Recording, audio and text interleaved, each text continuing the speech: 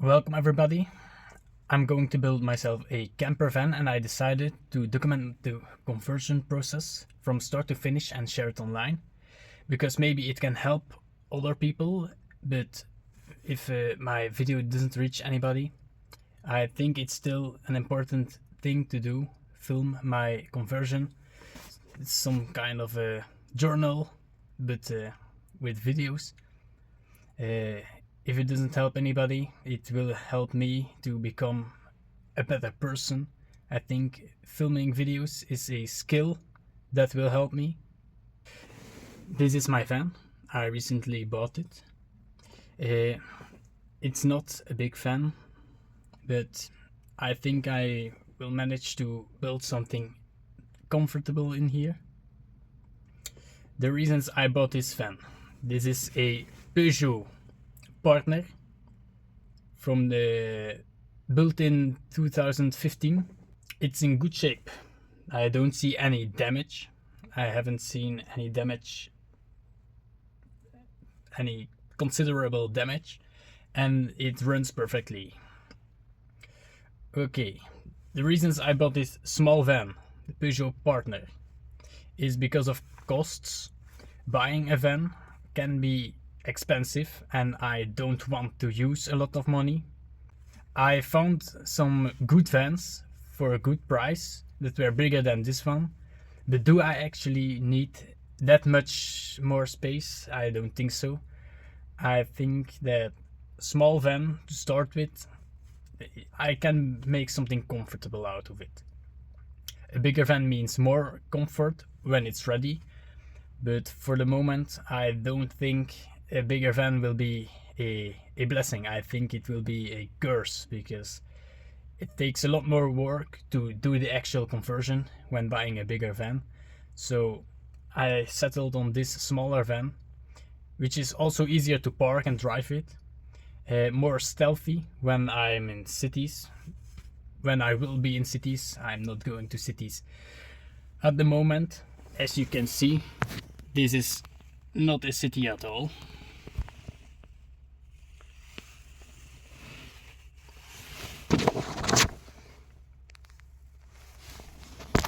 But if I were to camp in a city with my van, this one is, I can park it more easily and it will be more stealthy. Also, I talked about the cost of purchasing a van. I'm sure converting a bigger van will require more money and time and skills and logistics. I mean, where are you going to build it? I live with my parents. I don't want to take up too much space. We don't have too much space. So having a smaller van, it makes it simpler. When I have a small van, it's easier to, I will be forced to live outside of my van and not constantly be in it. It will be comfortable enough when it rains for a few hours maybe, but it's not meant to be a permanent home. It's for vacations when I already know when the weather is nice. It won't be a real camper. It will be a luxury tent. That's how I frame it to myself. I think it will be a challenge, but a good life lesson to live minimalistically. Things I want in my camper van. A vinyl floor. I will use a wooden plank, a wooden floor, and put the vinyl on top of it. Vinyl with a print that looks like wood, so I'm getting the best of two worlds. It looks like wood, but it's actually a weatherproof film, a weatherproof layer that's also pretty durable and easy to clean. I will have a sofa bed. I will later on show which one exactly, but it can be used as a sofa and it can be used as a bed. I want to have a small kitchen with a sink. I like to have a sink when I brush my teeth and when I want to wash some pots, pans, or I think it makes life easier, and I want one as big as possible, but in a way that it doesn't take up too much space. I have already some ideas about it. I will explain them further in another video. I won't be using an electrical system. If I need something with electricity, I will use batteries or a power bank, because I don't have the skill set yet. To build an electrical system. I want to have a simple van with not a lot of problems or things that can cause problems.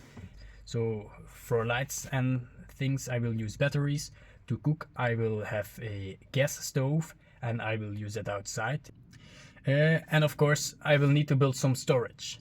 I will show some cool things on this van. This might look like, I don't know how it looks to you, because of the 2 seats. It might look like a bigger van than it actually is.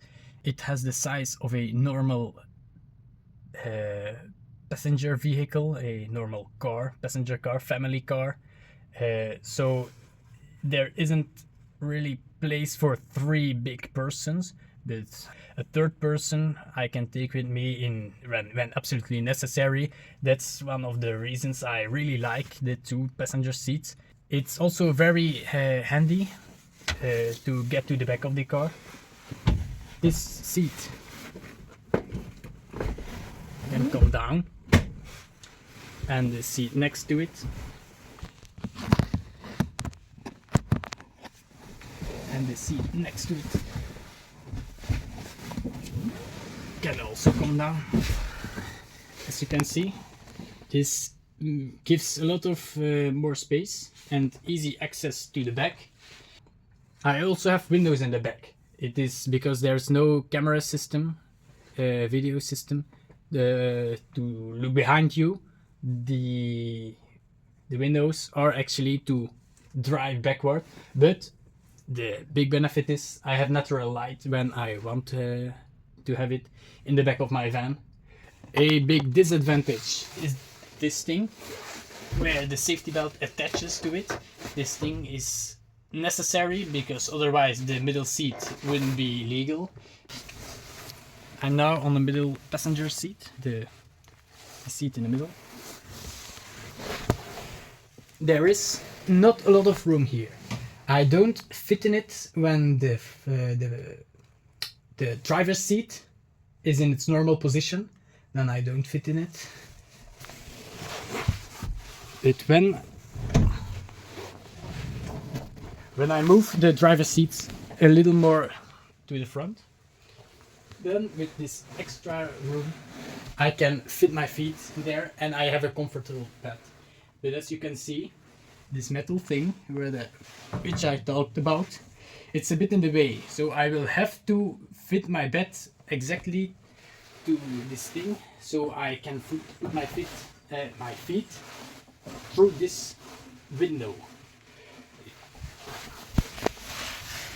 I'm just putting the seat back.